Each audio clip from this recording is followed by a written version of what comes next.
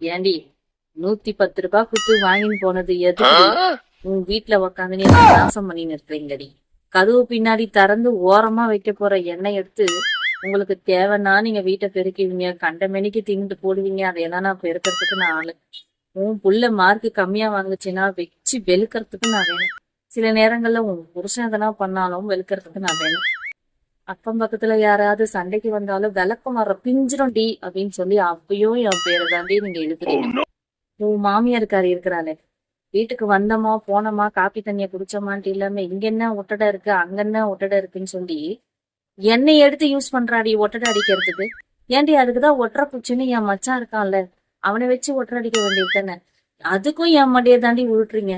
உங்க குடும்பத்துல எது நடந்தாலும் எது நடக்கலனாலும் என்ன தாண்டி யூஸ் பண்றீங்க. யூஸ் மீ அப்படின்னு சொல்லியாடி நான் வாழ்றேன்.